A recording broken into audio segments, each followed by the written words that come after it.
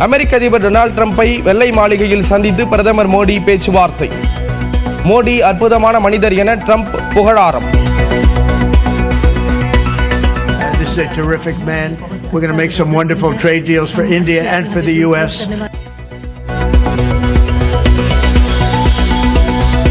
அமெரிக்காவில் டெஸ்லா உரிமையாளர் Elon Musk இந்திய வம்சாவளி தொழிலதிபர் விவேக் ராமசாமியுடன் பிரதமர் சந்திப்பு.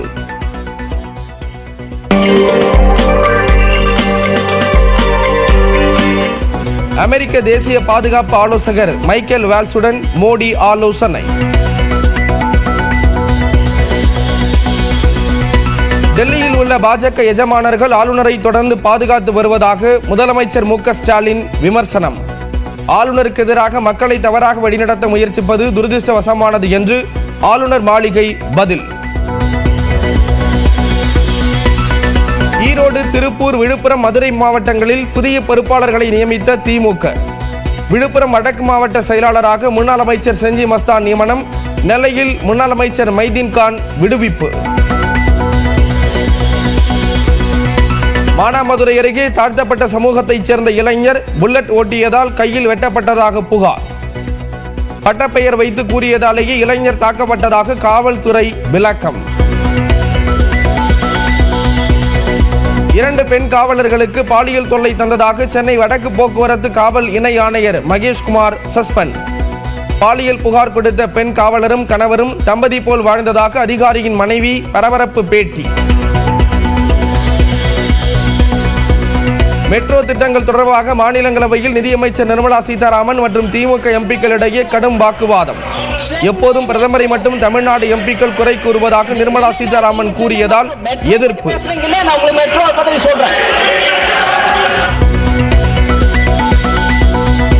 அமைச்சர் ராஜகண்ணப்பன் வசம் இருந்த காதி மற்றும் கிராம தொழில்கள் துறை வனத்துறை அமைச்சர் பொன்முடிக்கு கூடுதலாக ஒதுக்கீடு. இனி ராஜகண்ணப்பன் பால்வளத்துறை அமைச்சராக மட்டும் செயல்படுவார் என அரசு அறிவிப்பு. துரோகிகள் எடுத்து வைக்கின்ற வாதங்கள் அதிமுகவை அசைத்து பார்க்க முடியாது என வீடியோ வெளியிட்ட ஆர்.பி. உதயகுமார். துரோகிகள் அடையாளம் காட்டப்பட வேண்டும் என ஈரோடு பொதுக்கூட்டத்தில் செங்கோட்டையன் பேசியதால் பரபரப்பு. இந்த முறை மட்டும்தான் தோல்வியை நாம் தழுவி இருக்கிறோம். அதற்கு சில துரோகிகள் காரணம். அதை எதற்காக சொல்லி சொன்னால் அது அடையாளம் காட்டப்பட வேண்டியவர்கள். எந்த ஒரு நிபந்தனையும் இல்லாமல் அதிமுக ஒருங்கிணைப்புக்கு தயார் என ஓ பன்னீர்செல்வம் விளக்கம். எடப்பாடி பழனிசாமி இல்லாத அதிமுகவுக்கு வாய்ப்பு உண்டு என அம்மா மக்கள் முன்னேற்ற கழகத்தின் பொதுச் செயலாளர் டிடிவி தினகரன் நியூஸ் 18 தமிழ்நாடுக்கு பிரத்யேக பேட்டி. திமுகவை வீழ்த்த வேண்டும் என்றால் அம்மாவின் தொண்டர்கள் அனைவரும் ஒன்றிணைய வேண்டும் என்றால் ஓர் அணியில் திரள வேண்டும் தான் நான் சொல்றேன். அது வித்தார் வித்தவுட் பழனிசாமியா என்பதை அங்குள்ள தொண்டர்கள் தான் முடிவு செய்ய வேண்டும். செங்கல்பட்டு மாவட்டம் மாமல்லபுரம் அருகே தவேக பொதுக்குழு கூட்டத்தை நடத்த திட்டம். சென்னை YMCA மைதானத்தில் நடத்த அனுமதி கிடைக்காததால் முடிவு. வீடு உள்ளிட்ட சொத்துக்கள் எப்போது வாங்கப்பட்டது என்பது ஞாபகம் இல்லை. தேவர் மகன் குணா உட்பட 109 படங்களின் பாடல்களின் உரிமை தொடர்பான வழக்கில் நீதிமன்றத்தில் 1 மணி நேரம் விளக்கம் அளித்த இளையராஜா. கேரளாவில் 2 யானைகள் மிரண்டு ஓடி மக்கள் கூட்டத்தில் இடையே புகுந்ததால் பரபரப்பு. 3 மணி நேர முயற்சிக்கு பின்னர் சமாதானம் செய்யப்பட்ட யானைகள்.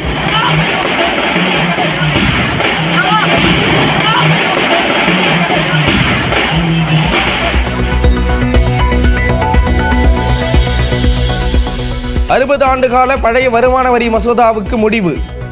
எளிமைப்படுத்தப்பட்ட புதிய வருமான வரி மசோதாவை மக்களவையில் தாக்கல் செய்தார் நிதியமைச்சர் நிர்மலா சீதாராமன். தேனி அருகே ஐயப்ப பக்தர்களை ஏற்றிச் சென்ற பேருந்தும் வேனும் நேருக்கு நேர் மோதல். 10 வயது சிறுவன் உட்பட 3 பேர் உயிரிழப்பு. நடிகை விஜயலட்சுமி தொடர்ந்த வழக்கை ரத்து செய்ய கோரி சீமான் தொடர்ந்த வழக்கு. வரும் 19ஆம் தேதி உத்தரவு பிறப்பிக்கப்படும் என சென்னை உயர்நீதிமன்றம் அறிவிப்பு.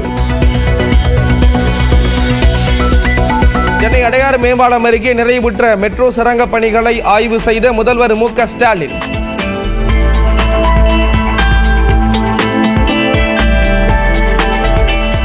2025ஆம் ஆண்டின் இறுதிக்குள் பூந்தமல்லி போரூர் இடையேயான மெட்ரோ ரயில் சேவை தொடங்கி வைக்கப்படும் என்றும் அறிவிப்பு. இனமோதல் நடைபெற்று வந்த மணிப்பூர் மாநிலத்தில் குடியரசுத் தலைவர் ஆட்சி அமல். குறித்த காலக்கெடுவிற்குள் புதிய முதல்வரை பாஜக நியமிக்காததால் நடவடிக்கை.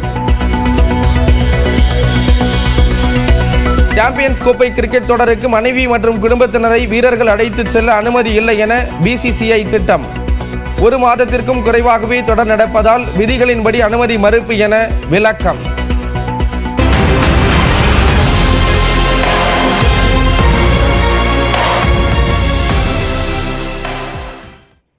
அமெரிக்க அதிபராக 2வது முறையாக பதவியேற்றிருக்கக்கூடிய டொனால்ட் ட்ரம்பை பிரதமர் மோடி வெள்ளை மாளிகையில் சந்தித்து வாழ்த்தினார்.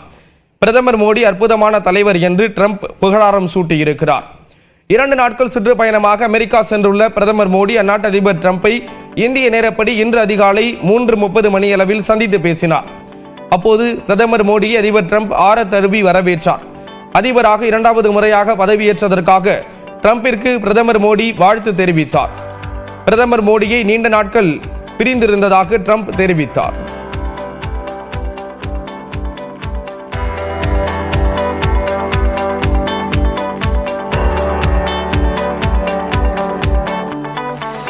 இந்த சந்திப்பிற்கு பின் செய்தியாளர்களிடம் பேசிய பிரதமர் மோடி அதிபர் ட்ரம்ப் அமெரிக்காவின் நலனுக்கு முக்கியத்துவம் கொடுப்பதற்கு பாராட்டு தெரிவித்தார்.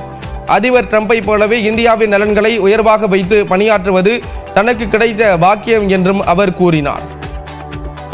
जैसे भारत के नागरिकों को वादा किया है कि मैं तीसरे टर्म में 3 गुना, और मुझे विश्वास है कि राष्ट्रपति ट्रंप के साथ आने वाले 4 वर्ष हम भारत अमेरिका के संबंधों की गति में 2 गुना गति से काम करेंगे. தொடர்ந்து பேசிய ட்ரம்ப் பிரதமர் மோடி மிகச்சிறந்த தலைவர் என்று புகழாரம் சூட்டினார். This is a terrific man. We're going to make some wonderful trade deals for India and for the U.S. This is a terrific. இந்த சந்திப்பின் போது மத்திய வெளியுறவுத்துறை அமைச்சர் ஜெய்சங்கர், தேசிய பாதுகாப்பு ஆலோசகர் அஜித் தோவல் உள்ளிட்டோர் உடன் இருந்தனர். முன்னதாக வாஷிங்டனில் உள்ள பிளேயர் ஹவுஸில் பிரதமர் மோடியை எலான் மஸ்க் சந்தித்து பேசினார். அப்போது விண்வெளி, தொழில்நுட்பம், புதுமையான கண்டுபிடிப்பு என பல்வேறு விஷயங்கள் குறித்து ஆலோசனை நடத்தியதாகவும் குறைந்தபட்ச அரசு அதிகபட்ச நிர்வாகம் என்ற இந்தியாவின் சீர்திருத்த முயற்சி குறித்து விவாதித்ததாக பிரதமர் மோடி தெரிவித்துள்ளார். இந்த சந்திப்பின் போது பிரதமர் மோடிக்கு எலான் மஸ்க் நினைவு பரிசு வழங்கிய நிலையில் எலான் மஸ்கின் குழந்தைகளுக்கு பிரதமர் மோடி பரிசு பொருட்களை வழங்கினார். எலான் மஸ்கை தொடர்ந்து இந்திய வம்சாவளியைச் சேர்ந்த தொழிலதிபரான விவேக் ராமசாமியையும் பிரதமர் மோடி சந்தித்து பேசினார். இதேபோன்று அமெரிக்காவின் தேசிய பாதுகாப்பு ஆலோசகர் மைக்கேல் வால்ஸை பிரதமர் மோடி சந்தித்து பேசினார். இதில் சர்வதேச பாதுகாப்புக்கான சவால்களை எதிர்கொள்வது குறித்து விவாதிக்கப்பட்டதாக பிரதமர் மோடி தெரிவித்துள்ளார். வெள்ளை மாளிகையில் பிரதமர் மோடியை சந்தித்து பேசுவதற்கு சிறிது நேரத்திற்கு முன்பாக அமெரிக்க பொருட்களுக்கு வரி விதிக்கும் நாடுகளுக்கு பதிலுக்கு பதில் வரி விதிக்கும் சட்டத்தில் அதிபர் ட்ரம்ப் கையெழுத்திட்டார். அப்போது செய்தியாளர்களிடம் பேசிய ட்ரம்ப் அமெரிக்க பொருட்களுக்கு சில சிறிய நாடுகள் கூட அதிக வரி விதிப்பதாக கூறினார். இந்தியா அளவுக்கு அதிகமாக வரி விதிப்பதாக விமர்சித்தார். அதிக வரி விதிப்பின் காரணமாக அமெரிக்காவின் ஹார்லி டேவிட்சன் இருசக்கர வாகனத்தை இந்தியாவில் விற்பனை செய்ய முடியாத நிலை ஏற்பட்டதாக, அதனால் இந்தியாவிலேயே உற்பத்தி ஆலையை தொடங்க நிர்பந்தம் ஏற்பட்டதாக கூறியிருக்கிறார். India traditionally is the highest, just about the highest tariff country. They charge more tariffs than any other country. And I mean, we'll be talking about that. But again, whatever they charge us, we're charging them. So it works out very well.